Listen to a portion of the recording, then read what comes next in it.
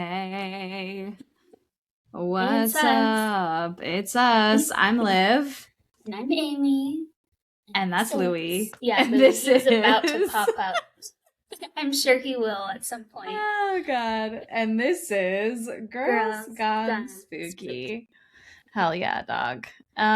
Okay, we have a little bit of like a variety show, I feel, today. Yes. We've saved so many stories that are about like creatures. What are they? Unclear. Critters. Creatures and creepy crawly critters. Are they demons? Are they sirens? Are they witches? Are they shadow people? Cryptids. Who knows? Yeah, Did you even say that yet? I know. I hadn't creepy crawly creatures and cryptids, dude. I love it. So yeah, we've just got kind of a roundup of some, I think, some really good ones. Like they're kind of weird to put together in a theme, but I don't care because they're good ones. It doesn't matter. Yeah. So variety hour. Variety hour, exactly. Should we just get into it? Yes. Okay. So my first one is from TLG20 on Reddit, and they say, I saw a figure standing in the ocean at nighttime looking for answers. I think they're looking for answers, not the creature. Like, hey, I got questions. Please help That'd me. be really funny though. Okay, so they say, okay, I literally just signed up for Reddit to share this crazy story that just happened to me. I saw something bizarre in the water at night. I live right on the beach in Southwest Florida, which, like, let's just pause there. Cryptid Central. Yes. Swamp monsters. Yeah. Okay, right on the beach in Southwest Florida, a few buildings down from a friend's house. I went to the friend's house around 5 p.m. for dinner and left about 8:30 p.m. This happens often, and I usually walk back on the beach to my place at night, which sounds lovely. Only tonight, I saw something that scared the hell out of me. I was about 3/4 of the way back and was almost in front of my building when I looked out into the water. Now, it's a bit past twilight at this point, so the ocean is pretty dark, and there were a few bluish pink clouds still on the horizon. About 20 yards out, I saw a figure in the water just standing. You could see water breaking around it. I could only see a silhouette, but it was tall. I see dolphins all the time and manatees, etc., but this thing was just standing there, and it was large, a bit wider than an average human. I looked away and looked back, and it was still there. You can barely make it out because of the lighting, but it was definitely there, I'm certain. I looked around on the beach, and there was no one else in sight, no towels on the beach, no sandals or flip-flops, and I was instantly freaked out. No one goes swimming this late, especially right in front of my building. I was on the phone at the time describing what I was seeing, and I just backed up staring at it until I got to my building, not wanting to take my eyes off of it. After I got inside, I went up to the 5th floor where I live and stared out at the ocean where I saw it, but then it was gone. At this point, it was getting pretty dark too. I don't know what the fuck this thing was, but it was definitely not a person, and it scared the shit out of me. Mind you, I swim in the ocean every day, and up to this point have had zero fear of the ocean. I was not intoxicated at all either. Has anyone seen any weird phenomenon in the ocean at night like this? So then people are in the comments, of course. So this is from Catheter, but spelled Kath, which is funny. What a nickname. They say, so I experienced something similar to this about a year ago, if not longer. A friend and I were at the beach, and it was pretty late at night already. One of my favorite times to go look at the ocean. Honestly, same. Yeah, it's beautiful. It's so beautiful at night. It's like spooky at night, but it's beautiful. Spooky in its power, not like ghosts. Mystery. Yes. Yeah. It must have been nearly 2 a.m. While we were chatting, my eyes are starting to adjust to the low light, and I notice someone is standing about mid-calf depth in the shallow waves. I pointed out to my friend. I know that a lot of people come, they say in quotes, shrimp picking during the night if they don't have a permit for it.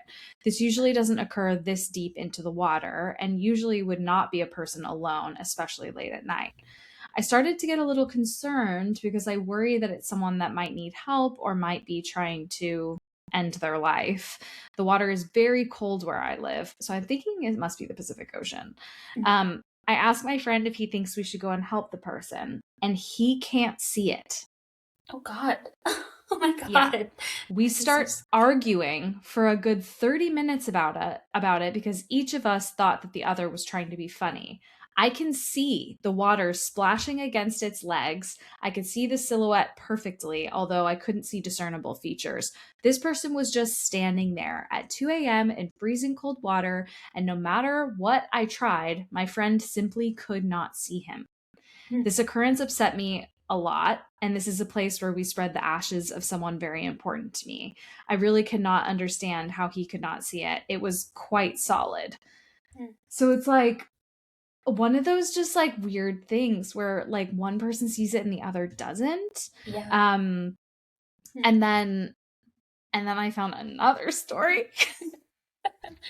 So similar. Okay. And this one is quite a bit longer. So I'm just gonna get into it. Okay. So they say, this is from mhop99. So they say, my story involves myself and 3 of my really good friends throughout my whole childhood. I'll have them go by Kevin, Ryan, and Tommy, who I'm good friends with to this day. I could not write this story to you without their help, consent, and experiences as well. The story you're about to read is true and not made up in any way. And by the way, this isn't from our normal kind of like sources on Reddit. This is from a subreddit called Let's Not Meet, which is like creepy encounters and things like that, usually focused on like real people. So there's no reason to say that this isn't a real person. But like weird vibe. So okay, it's true. No element of this is made up other than the names changing. Regardless, whether we had been seeing things or not, the reality is we experienced something very scary one night at my friend Kevin's cabin.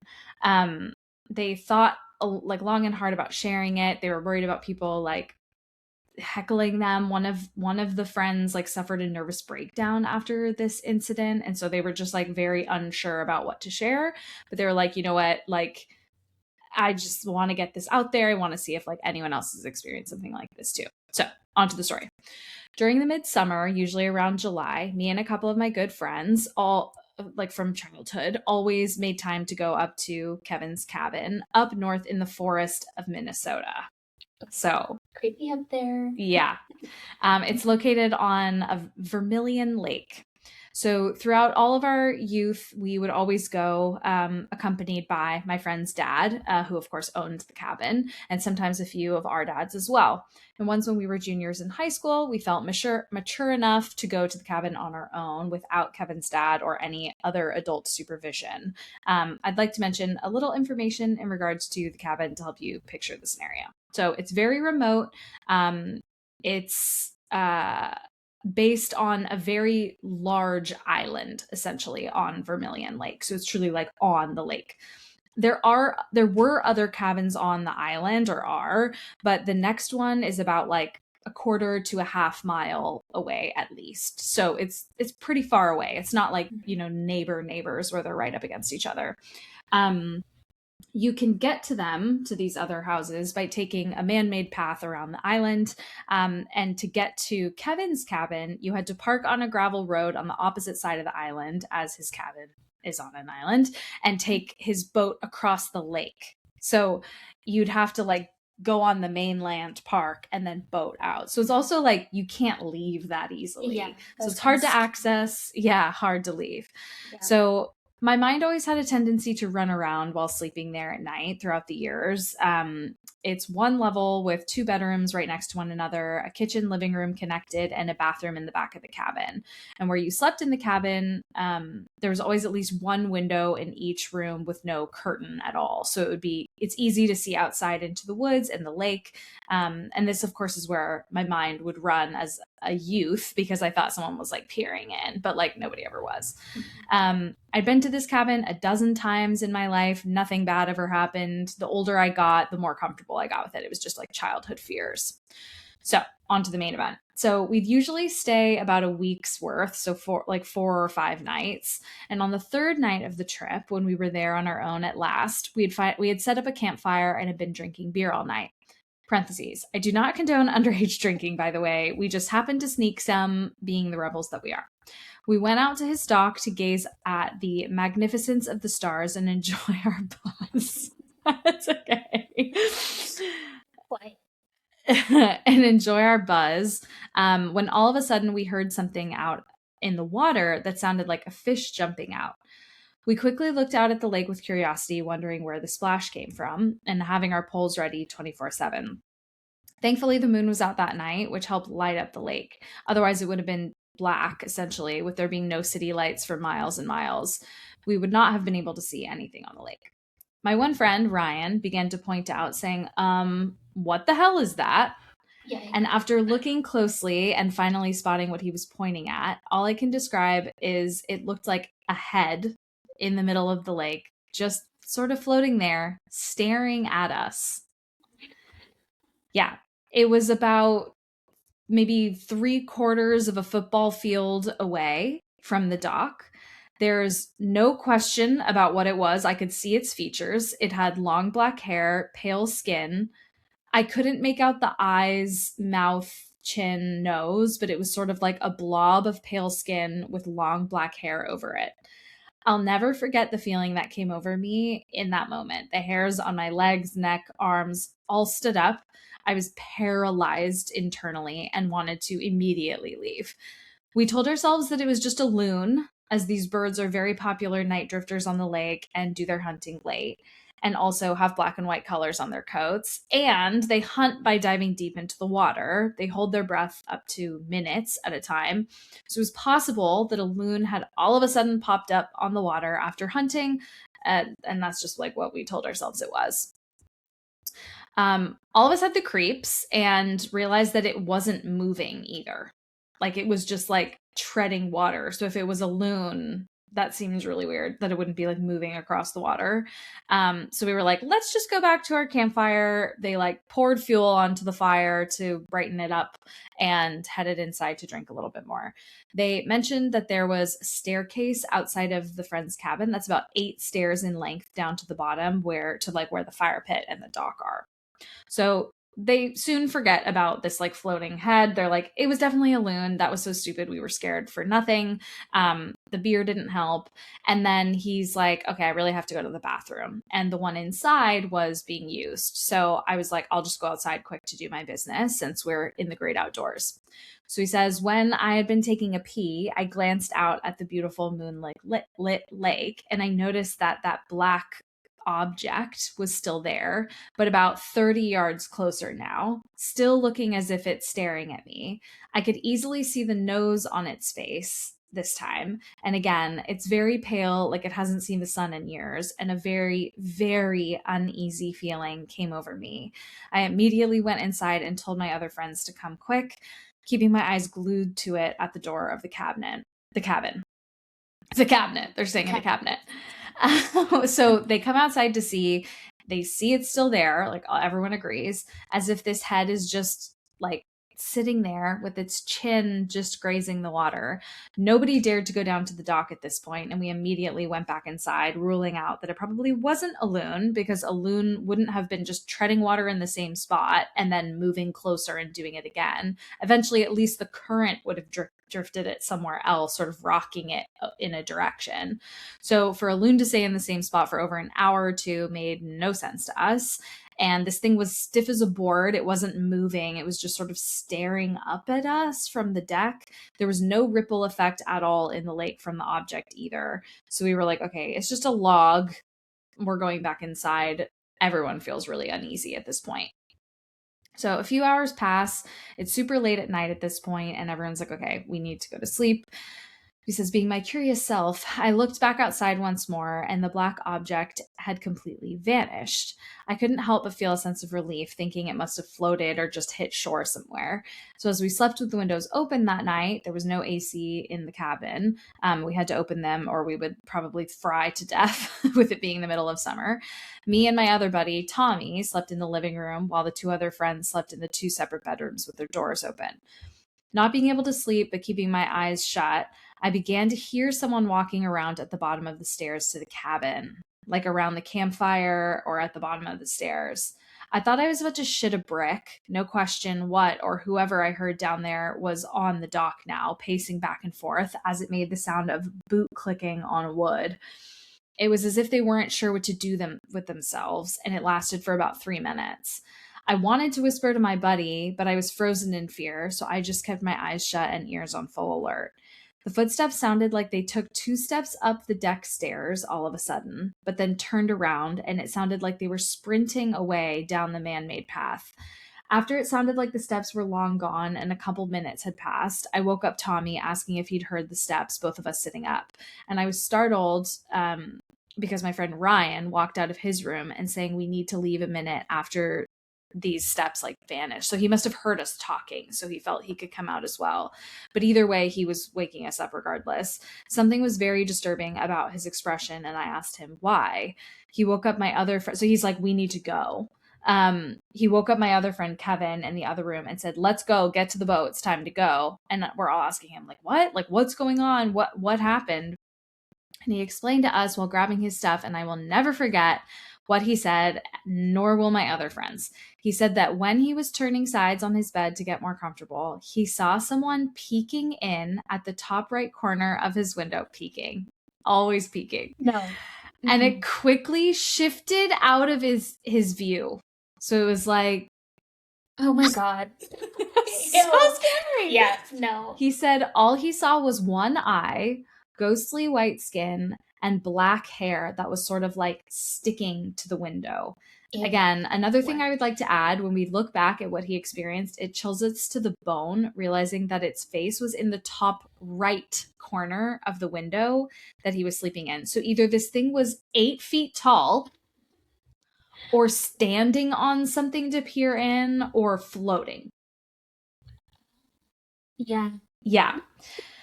So Ryan then continues to say, like, let's fucking go. Let's go. Let's go. Like, he's serious. He's like very, very scared, really disturbed. Everyone's like, I'm going to be sick. What the hell is going on? So I then told them what I had heard. And we were like, okay, let's like get our stuff and go. We booked it. We didn't clean the cabin. We always had to clean the cabin, but we were like, hell no. We locked up. And as we headed down the stairs, we saw barefoot prints in the dirt heading off onto the path and all around the cabin. We picked up our step, getting to the boat, not knowing what was watching us or around us, threw our stuff on the boat, untied it, and sped off. I didn't even think about the head in the water anymore or even look in the water, thank God. My eyes were just glued to the island, trying to spot anything moving, but I saw nothing. When we had finally gotten our stuff back in the car and the boat tied up, we hopped into the car and took off. We'd been driving about 10 miles, and out of the blue, Ryan, the one who saw the person in his window, all of a sudden broke down in the car sobbing, saying, "What was it, guys? Oh, fuck, what did I see?" We called to tell our parents what had happened on the way back and that Ryan was freaking out, and they told us to just get home safely and quickly. It was late at this point, probably 4 or 5 in the morning, but no one slept, and it was a very quiet ride home. My friend's dad, the one who owns the cabin, went up the following weekend and said he experienced nothing while there, but did mention barefoot prints still lingering about, which he thought was odd because someone was walking around his property, which obviously bothered him. Whatever my one friend saw in the window really hit him hard. After his breakdown, he had trouble sleeping multiple nights and ended up having to seek help for a few weeks and get on sleeping medication. As time went on, he ended up being fine, but is still not really comfortable sleeping next to a window without a curtain. I, to this day, cannot explain what happened and why it happened to us. I can't explain what we saw in the lake, what Ryan saw. Nothing has ever happened at that cabin since that night. So they're told by the dad. They never went back. And I personally have never been back, which makes me sad because I had such nice childhood memories there. Tommy and Kevin have both gone back and been fine, but Ryan refuses, and I'm with him. A lot of people have cabins on this island, so it could have been a prank in the makings that had been busted when Ryan saw the person at the window, or the person maybe wanted to do something worse. I'll never be able to explain what it was floating in that lake, but the fact that this incident, along with the bare feet and something looking in at Ryan all night, happened in the same night makes me think it must have been whatever it was in the water. Which is crazy because, like, if you're in a lake and you're out almost a football field's length, you're not standing. most likely. I mean, like the topography could be varied, but like that's creepy as fuck. Like they're just like in the water still like that. Right. No, and then the face in the window. I can't. Nope.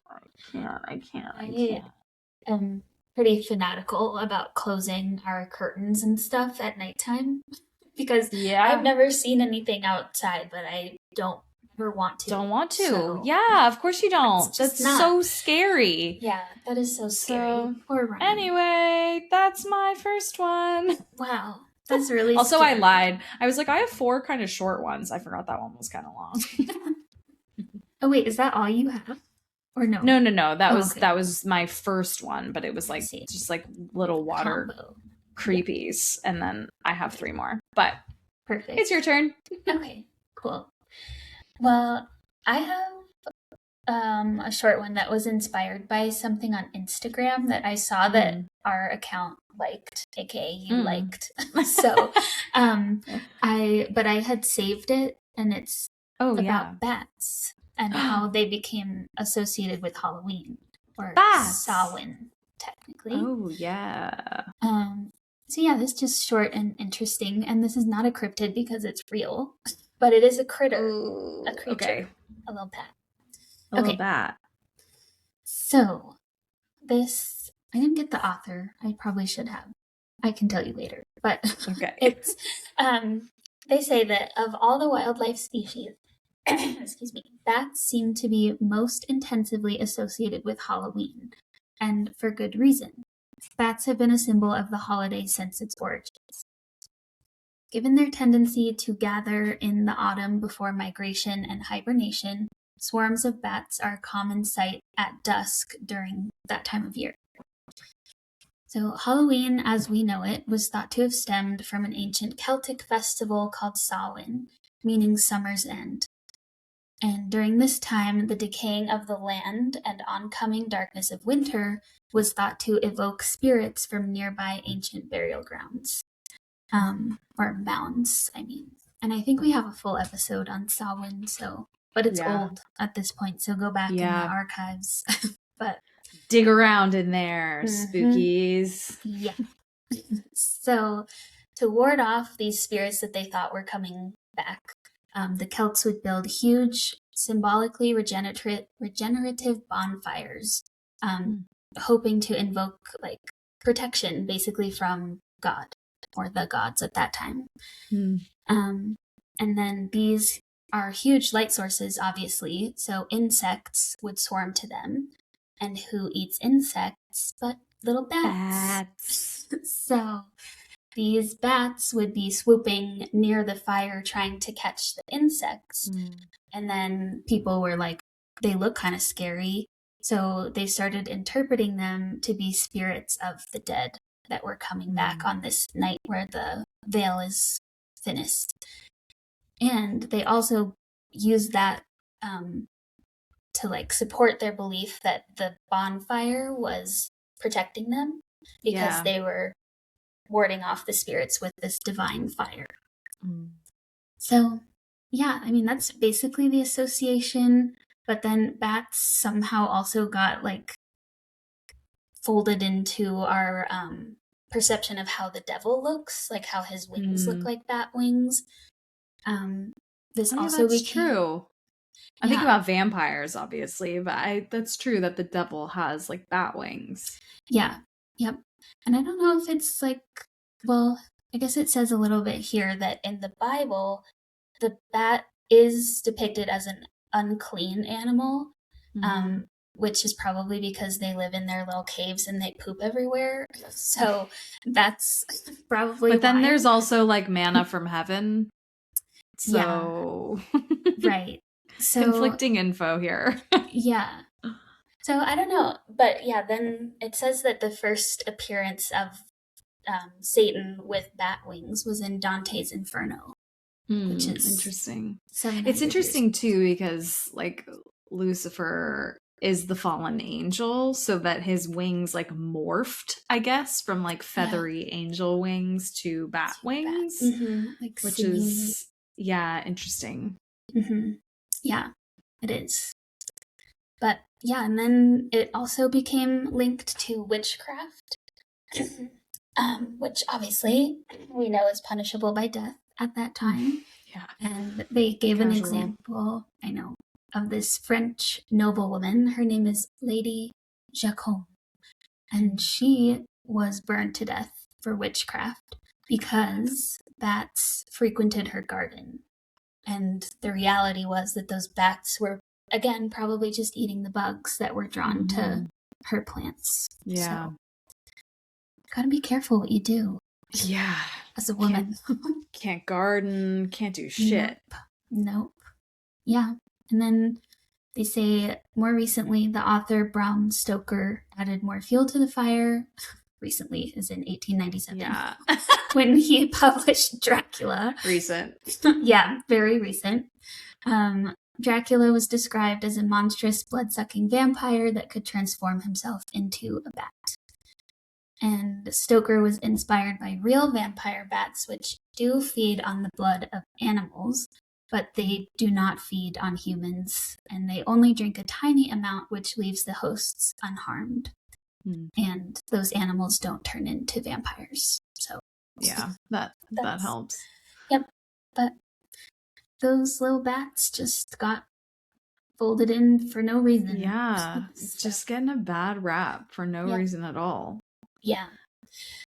I like bats. In Austin, I feel like it's like a known thing. Like there's the bridge and the bats like swarm out from underneath it at dusk, but it's to eat the mosquitoes. So I'm like, they're helping. Go. I know. Yeah, it's helpful. Yeah.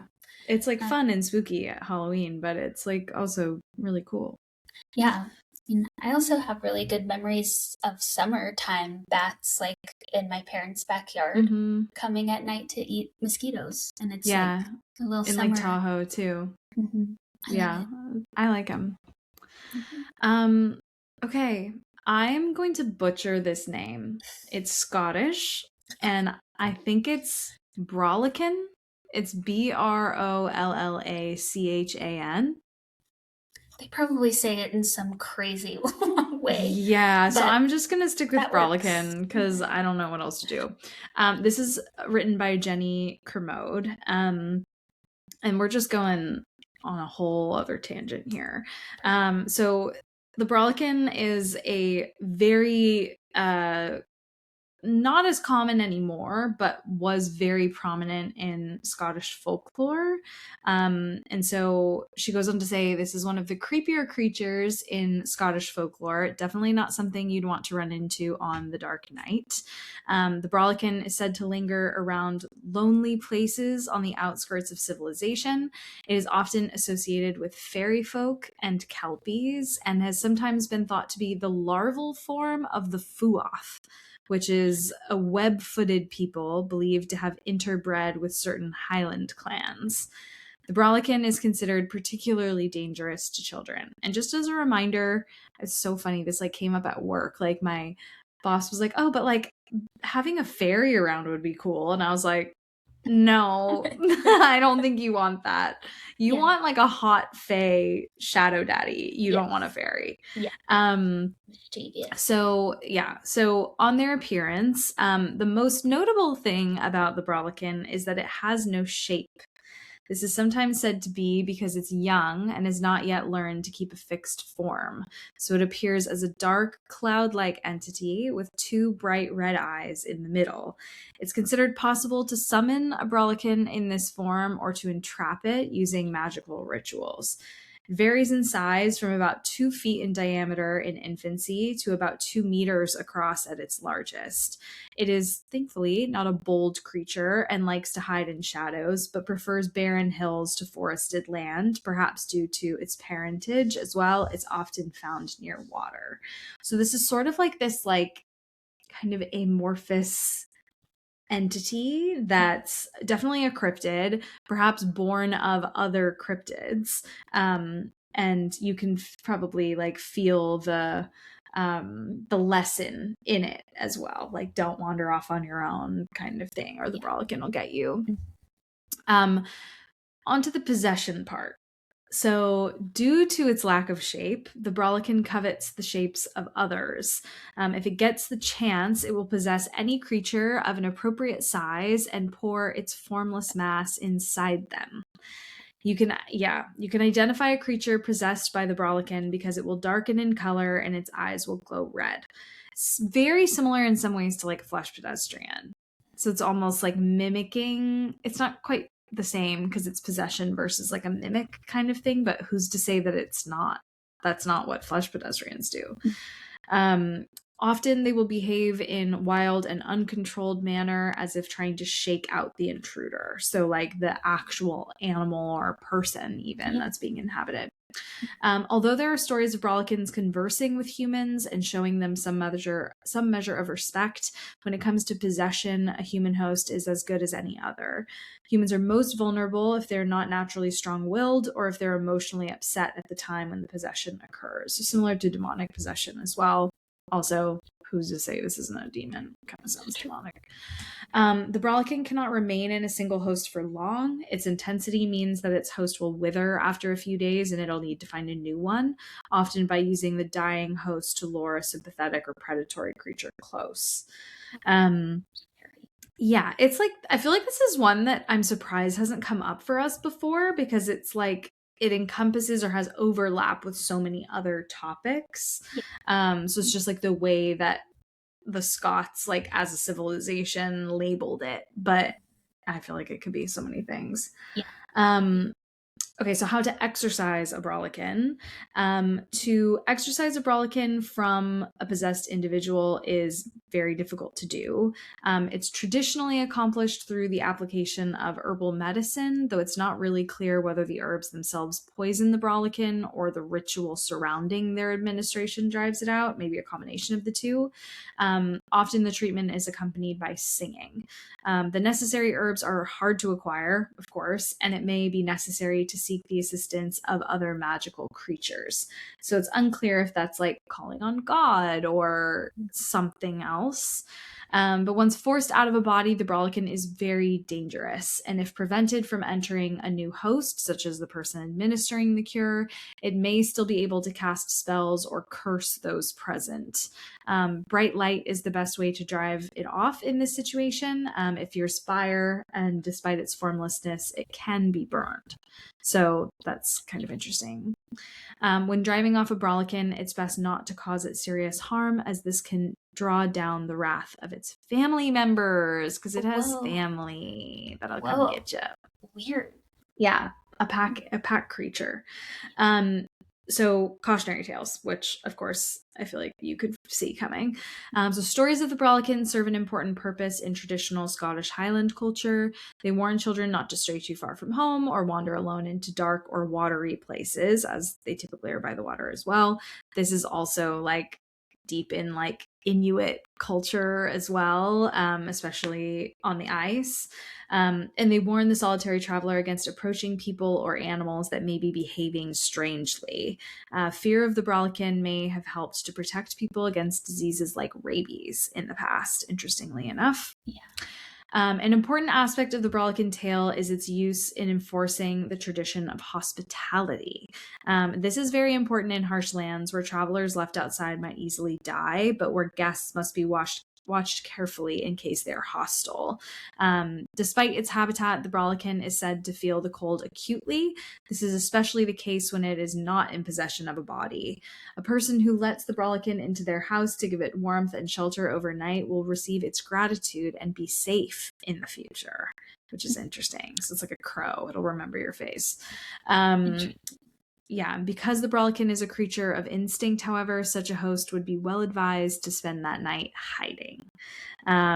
So you just like keep a close eye on the people you let in your house. And then lastly, the Brolican today. Most Scottish children now grow up in towns and cities where these stories are no longer really passed down as they once were. Tales of the Brolican are still told in the northern villages, especially where Gaelic is still spoken.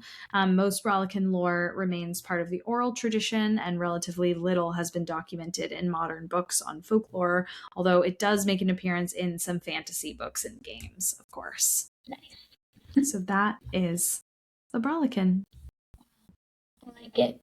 Yeah, it's interesting. Yeah, it does sound like kind of an amalgamation of a lot of things that Yeah, it's we've. yeah, it's if you're interested in like reading a story that has reference to it, there's The Moon of Gomrath by Alan Garner. There's a reference to like what it looks like physically in J. Campbell's Popular Tales of the West Highlands, Volume 2. But otherwise, it's not very like pervasive on the internet. Yeah, So kind of interesting. interesting. That kind of makes it Yeah. more magical somehow, Yeah. not on the internet. Hmm. Yeah. Okay. I think so too. Especially because like it could be easily mistaken as so many other things or vice Yeah. versa. Like maybe the Hmm. Scots are mistaking something else as the Yeah. Rollickin. I don't know. Hmm. That's true. Creepy as hell across the board. Yeah. Yep. Either way. Mm-hmm. Okay. So You're up. my second one, I was shocked to Oh my find god. that we have not covered the Yeti fully. Like That's we haven't. crazy. Yeah, we said Bigfoot slash Yeti, and then Yeah, I okay. It's not listened the to the same. episode, and there was no mention of Yeti. So Wild. how did we do What are that? we doing? What are we even I doing? I don't know. So let's talk about the Slacking. Yeti today. Hell yeah. So, okay, this article was in Atlas Obscura, I think it was, and it's very dramatic. So, let's do this. Okay, so this story starts September 9th, 1960, and Kathmandu, which is the capital of Nepal, is alive with drums pounding, flutes, music weaving through the air. But this is all for a festival celebrating Indra, who is the king of heaven in their culture.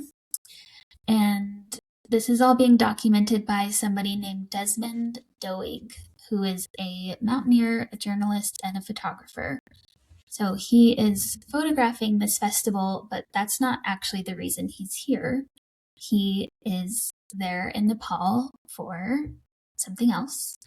Oh, And so something that I catches his wonder. eye at this festival is this big figure that's mounted on a temple wall made of like bamboo and shaggy hair. It kind of looks somewhere between man and ape. To the locals, it's called Ban Manchuru, but to Doig and his companions, and also to their Sherpas, it is the abominable snowman, aka the Yeti. So, at this time, the Yeti was not just folklore. Like, people genuinely thought that the Yeti was out there. Not everyone, obviously, but they even went as far as to call it Yeti mania at this time. And it all started basically in 1951. There was a mountaineer who photographed some enormous human like footprints in the snow in the Himalayas. And soon after that, other climbers, which there was kind of a race to summit Everest at this time. So more people were going there and more sightings happened, obviously. So people started reporting strange tufts of fur, seeing big figures, and also the Sherpas. Like, I don't know if this was a joke to them. I don't think so. Yeah, Like, I think it was I a feel like genuine they belief. take this stuff like really seriously also. Yes. So it just seems like why would they joke about it? Right. So they definitely like fed into things, but not in a way to be tricky, but probably in like a genuine, this is what we believe is out there sort of situation. So, yeah. Okay. So then I think we get to 1960. Edmund Hillary, who was a very famous mountaineer at this time, he had also done like expeditions to Antarctica and all these other places. He was also one of the very first men to summit Everest. That's so impressive. I know. Yeah, he seems amazing, but he announced another expedition to Nepal, and this time he said that he was going to be searching for the Yeti. And so even official government documents at the time were treating this very seriously, because the Nepali government actually had regulations for Yeti hunting. Like they needed to have a permit, and there was a very strict no killing unless in self-defense rule. Interesting. Yeah. So don't kill the Yeti. I know. If you see him, don't do it. Don't do it. Yeah. So this expedition, they set out September 10th, I believe, 1960, heading into a remote area in the Himalayas. And this was not just like a ragtag group of people. It was like a really serious team. They had their mountaineers, they had physiologists, zoologists, a zoo director, a bunch of like journalists. Like overkill. Yeah, it was a lot of people. I also don't know why they would start a month-long expedition in September in the Himalayas, but maybe the best like time to see the Yeti. Yeah, the snow. If it's the abominable snowman. Oh yeah, I guess that's maybe true. that's when he comes out. But yeah, I don't know. But like the purpose of this was to find the Yeti. Kind of. Okay. So yeah, we'll get to that. Sorry, I'm jumping the gun. No, but I'm excited. That's how it was framed to people. Okay. Was like, we are going on a Yeti hunt, basically. Love it. So yeah, but according to Sherpa legend, the Yeti is not just one creature. It's a category of beings. There's one type that's massive, bear-like, up to 8 feet tall. Another one is smaller, but also like furry, but walks upright like a human. And then there's a third one that has a really sad face. And it's a dwarf-like creature that stays in the dense forests under 10,000 feet of elevation. So they have all these experts and they go out, obviously, but they never see a Yeti. But they did find some footprints that were very large. They looked like human feet, but like size 15 shoe, like enormous. Okay. And also the stride was really far apart, like 20 to 30 inches between each step. So for a moment they were like, oh my God, we found proof. But then they found other footprints in the snow, and they realized that these other prints that looked so huge probably looked that way because as the snow melted in the sun, it stretched and made it look a lot bigger. Yeah, that makes sense. Disproved. But then there were the relics. Wait, hold on. Sorry. Yeah. That doesn't change the fact that the stride is really long. In fact, that makes the stride longer. Yeah, that's true. Because they'd be even farther apart. I mean, you know, maybe it's just a person with long legs, but I don't know. Yeah. And also, should anyone be out there? Probably not. At this time? Yeah. Like, I don't know. Yeah. But I think, because they were saying that it had to have been like a snow leopard or something, was what they guessed. Oh.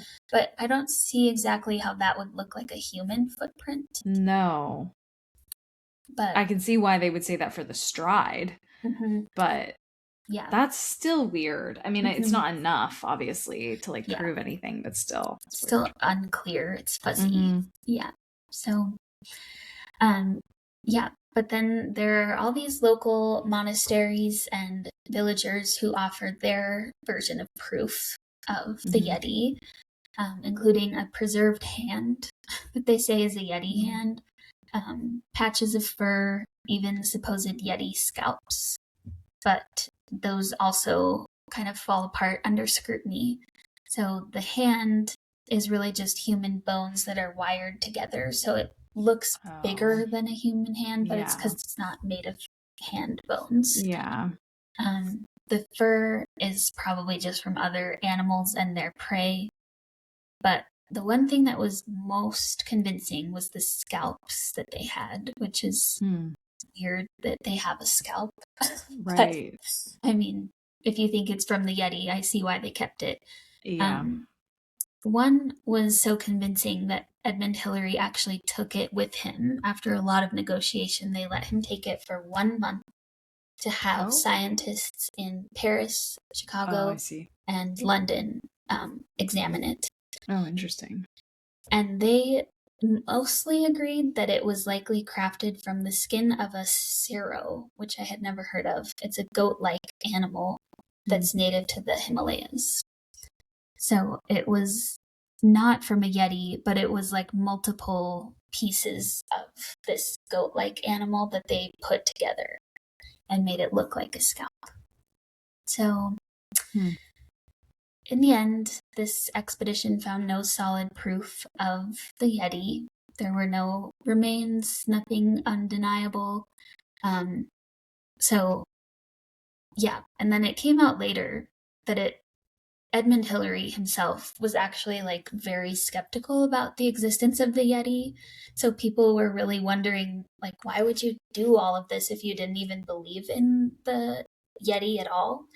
And it was like the little shiny thing that he could dangle at people while doing different research because he also brought a lot of those like doctors and people with him because he wanted to study the effect of like how much like sustained time at such a high elevation, the effect that it has on your physiology.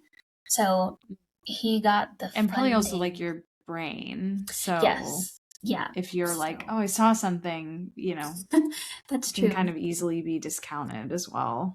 Yeah. So he really just used the Yeti as the allure to get the funding and like the excitement up around this other research that he was doing that was really more founded in just his interest of mountaineering and exploring. Yeah. So it was a little bit letdown. I know. I know. But it's kind of like other things we've talked about, like the legend persists because we can't disprove it. Yeah. We can't find evidence that it doesn't exist.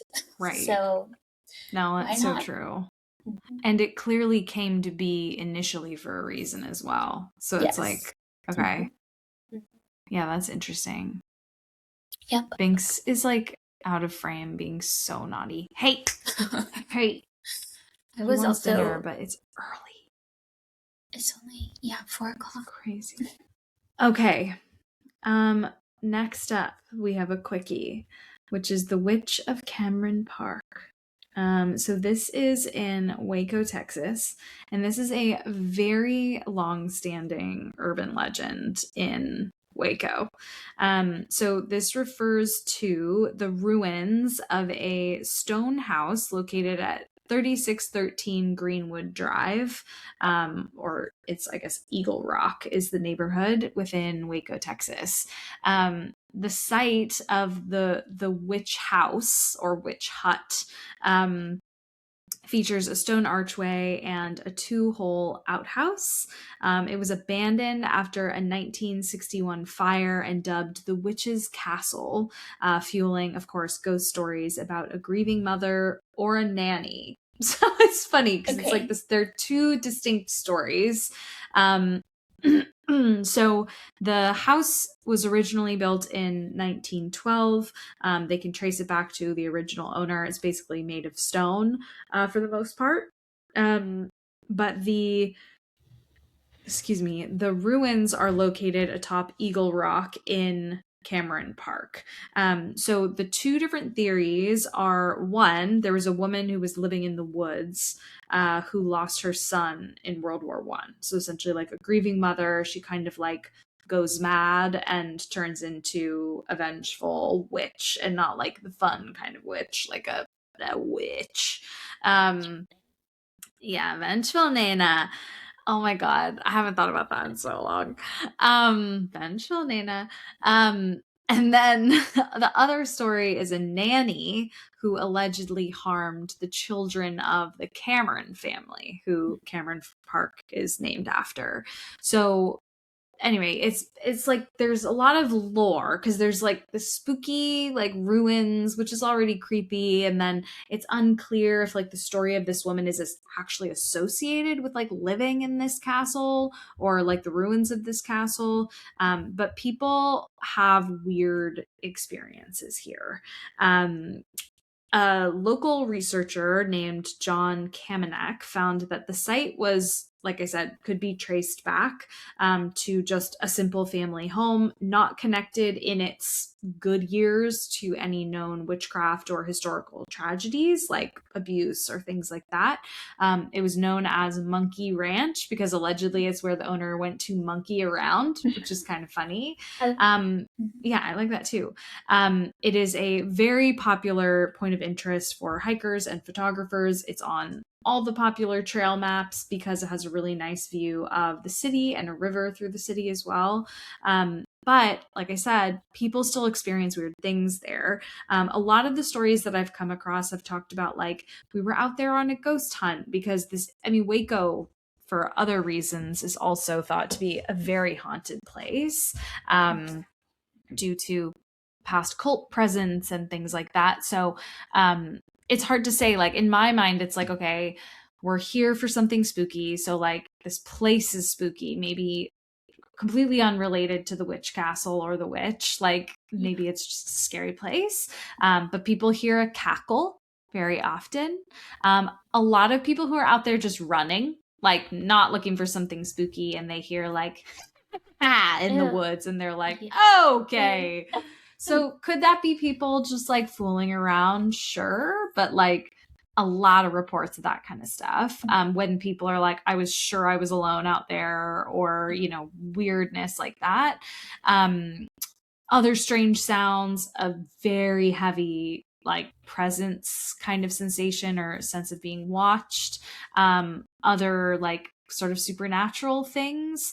A lot of people also do shit like bring Ouija boards out there. So, you know, then you're getting into the territory of like, okay, are you actually like communicating with what's here? Or are you like fucking summoning something? Again, connecting back to how haunted Waco is to begin with. So a lot of question marks around like what exactly is going on here, but there clearly is something a little bit weird. It's hard to tell like what's connected and what's not. But the last thing I'll say is just, this is like purely speculation on my end, but it was funny that it was like, oh, this is where we go to monkey around. And that made me think like, well, what if they did some scary shit in the house? Like that there would be no historical record of a tragedy, but if they used Ouija boards or they did something with the occult, like they say no known witchcraft, but like most witchcraft isn't known. You know what I mean? Like people are practicing quietly in their homes. So anyway, just kind of a weird vibe. All in all. Interesting. Yeah. And that is The Witch of Cameron Park. You're up. But I would hate to hear a cackle anywhere. Oh, actually. Fuck that. You're trying to like get your workout in and someone's like, I'd be like, fuck you. No. Yeah. Done. This workout is over. Or it would drive you to run faster. Yeah, I would be better. I'd be like, okay, sprints. We're doing sprints. And of course, it's on like a hill because it's like the top of the park. Yeah. Anyway. Oh man. Nice and fucking scary. Spooky. Spooky-ooky. Okay. My last one is very short, and this one was making me laugh a little bit. Oh yes. Okay. But only because of one picture. So. Okay. It's something called the Hide Behind, which is a terrifying name. Yeah, that's a peaking kind of energy, and I don't like it. Very, peaking energy. So the Hide Behind is a nocturnal and fearsome critter, they say, from American folklore that preys upon humans that wander the woods. And the Hide Behind was used to explain a lot of disappearances of early loggers when they failed to return to their camps. Mm-hmm. The hide behind is said to be able to conceal itself, so when an observer attempts to look directly at it, the creature will quickly hide behind an object. Ew! even behind the observer themselves. Oh! Which is too far. Do not do that. That is to a me. bridge too far. Yeah. That is too fucking far. Yep. So I they don't clearly like that. can move really fast, and Yeah, I they're don't real like that. stealthy. No, Moving behind you is just like, not hey man, acceptable. that's disrespectful. That is just out of line. That is so disrespectful. Yeah. Speaking of out of line, Louis is standing on the dining room table right now. I need to push him off. Yeah, just a sec. push him off. Jesus, Louis. You're really pushing things today. He's like, it's enough recording. Yeah. Get off. Get off. The sound of him scrabbling off. Yeah. Louis, get off. Oh, sorry. You fell. He fell on the couch. No one freak out. Okay. He fell. I didn't push him. He fell. Yeah, exactly. Okay, so the hide behind supposedly uses this ability to like obscure itself to stalk human prey without being observed and can attack them without warning. A hide behind. Oh my god. Better watch your back. Thanks. Stop. Okay, sorry, continue. Okay. Let's see. So, said victims, including lumberjacks and others who frequent the forest, are then dragged back to the creature's lair to be devoured. God. Yeah. The creature is said to subsist chiefly upon the intestines of its victims, but it has a severe aversion to alcohol. So, therefore, alcohol is considered a sufficient repellent. That's convenient for the loggers. Yeah. It's like, oh, I better get wasted. That'll protect me from the hide behind. Ew, but I still don't like it. Yeah. So then I was just looking around at Reddit, and there was one person that posted, actually two things. One person posted a story just saying that their grandma used to tell them stories about the hide behind, and again, use it as a cautionary tale, like, don't play outside too late or the hide behind will get you. And he's always behind you, but you never see him. Like, thanks for saying that, Grandma. Yeah, thanks a lot, Grandma. Yeah. But then he goes on to say, a couple of years ago, I fell in love with a beautiful girl and moved in with her. While I was unpacking one day, I started putting some things in the corner behind the bedroom door, and that's when I saw a print of some artist's very cute interpretation of the hide behind that I guess she had gotten from some convention in Connecticut. And he was like, oh, this is just nice memories of my grandma. But the picture of it looks like Louis. Like, exactly. You have to click on it. I think it's the first one. It's literally Louis, like, up a tree. Like, with front paws on a tree. Like, the fuzziness, even the shape of his ears, funny. It is Louis. He's the hide. Fuzzy wuzzy. Yep. But then the other thing I saw on Reddit was more scary. I think it's probably fake. But I'm looking at it. It's like a shit figure. Yeah. But it's not doing the hiding, it's just like peeking out. Until the end. Yeah, the end is scary. So, I don't like that ending. It it hides itself behind a tree that's like too skinny to hide it. Yeah. I don't like that at all. If you scroll down to the comments, there's some funny People ones. Are like, no. Like of Shaq when he's behind that really skinny tree. My God, yes. It's exactly like that. Trying to hide behind something that isn't literally, not big enough. Literally, that is so funny. But yeah, that's all I got. That's creepy. I don't like that. I don't like that. No. And again, yeah, and this falls into categories of so many other things. Of like all the forest cryptids we've talked about. Yeah. It's creepy. Don't like it. Okay, I have one final story, and we're talking about creepy crawly cryptids. I had to talk about Hat Man. Of course. Of course. So this is from Sharp Explorer 5197, and this was from about 9 months ago. They say, this is a true experience that I had as a kid when I was about 14 years old. I haven't seen the Hat Man since, and I never went over to this friend's house again after this happened. Scary. It was October 31st, 2009, so Halloween, which doesn't help. It had been a cool day with leaves turning color, the perfect season. Soccer had just gotten out, the fresh taste of Kool-Aid still in my mouth. I was ecstatic for the reason my mom was letting me stay at my friend Tyler's house on Halloween. Tyler was the goalkeeper of our team, and we had become close friends through the years. I distinctly remember his house. It was cozy, but at the same time had kind of a dark and mysterious feeling to it. We began to bring my overnight clothes when Tyler looked at me with a distressed look. He said, "There's something I have to tell you before entering my house." I looked at him with a joking grin, expecting him to crack a Halloween joke, given the typical 11-year-old response. "What, Tyler? Is your house haunted?" He laughed for a brief second, and then his face sort of fell. "No," he replied, "but don't mention God or Christianity around my mom."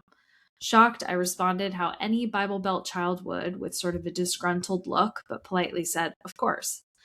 After getting settled, Tyler and I did the typical Halloween gimmick. We went and watched scary movies and videos on his computer upstairs. I distinctly remember the classic hill horror video that was popular at the time. The car drives down the hill and disappears behind the trees, and then boom, a scary monster pops up on the screen. Being overly dramatic, I fell out of my chair and screamed. My heart racing, I yelled at Tyler, "What the heck, man? What was that?" Tyler, with tears of laughter rolling in his eyes, said, "I got you, man." And you know the one that has the girl's face that just jumps out all of a sudden? Yeah. That used to scare the bejeebus out of me. I think it still would. Yeah, it's just like a classic jump scare. Like you can't stop that from happening. Okay, so I settled down. I began to laugh along with him. One of the things I remember most about his house was all of the bobbleheads. When I asked his dad about all of them, it got a bit deeper than I expected. He explained that during the middle of the night, all of the bobbleheads go off at the same time.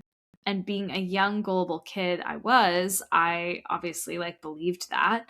He then tells me that the window that goes to in the laundry room would open and shut on its own. So he's just okay, it's Halloween. Your dad's telling me scary stories, but also I'm a kid, so I kind of believe this.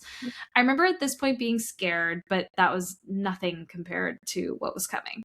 So we hunkered down in bed and began watching the World Series. Tyler and I stayed up and talked about life, the lives that we had at 11 years old. Talked about the cute girls we knew and how we never got the courage to actually talk to them, which is actually just so cute, little boys at a sleepover. As the night went on, we slowly started to fall asleep. During the night, I remember waking up. It was the middle of the night, around maybe 2:00, if I remember correctly. I was not able to move. I felt like I was paralyzed. So, sleep paralysis. I looked around to see if Tyler was sleeping, and he was. And when I looked back, I saw something I will never forget. It was a man dressed in all black. The most distinct part of him was his hat. He just stood at the wall over me. I began to panic, thinking to myself, this is a dream. It has to be a dream. It has to be a dream. And it wasn't a dream. It was a nightmare. He wouldn't go away. He just stood there, almost as if he was paralyzed too. So I closed my eyes and started counting sheep. Eventually, I was able to fall back asleep and slept through the rest of the night. I woke up the next morning, reluctant to tell my childhood friend of the horror that was bestowed on me in the night at his house. But before I could say anything, Tyler begins to tell me that he had a nightmare. The nightmare was nothing I would have ever expected. He began to explain the dream to me. He said we were all sleeping, and then a man in a black suit with a hat came and killed everyone in the house but you. Whoa. Oh my God. Yeah. Shocked and in disbelief, I couldn't even utter any words besides, "I want to go home." I never went back to Tyler's house, and he stopped showing up to practice. After that night, we never spoke again, but I will never forget the entity that I will always describe as the Hat Man. That is really scary. Yeah. And someone followed up, and this is fucking weird. someone said, okay, like, that's really creepy. Like, do you know if your childhood friend, like, where he ended up? And he said he actually passed away about 10 years ago from cancer. And he died in his 20s, which is devastating, obviously. Yeah, but, like, is that connected? mm-hmm. I don't know. There's something really weird about that. And, like, usually Hat Man signals something bad is going to happen. And that's a common kind of thing. So, yeah. I don't know. It creeped me the hell out. I didn't like that at all. Did not like that. But he's a creepy crawly critter. I'll tell you that much. That's for sure. He is like the creepy crawly The OG creepy crawly critter. Yeah, has all the others following him around, I feel like. 100%. Yeah. They're like, how do we become as creepy crawly as this OG creepy crawly critter? All right, little babies. Well, we hope you enjoyed our little variety show. I feel like we said variety show. People probably thought we were going to, like, sing or, like, do magic. Maybe next time. Maybe next time, guys. Another week to prepare. Yeah, give us a week to prepare our musical features. But we have 2 more episodes this season. It's crazy, crazy, crazy. So we will see you next week for our second to last episode. And until then, stay spooky. Bye. Bye.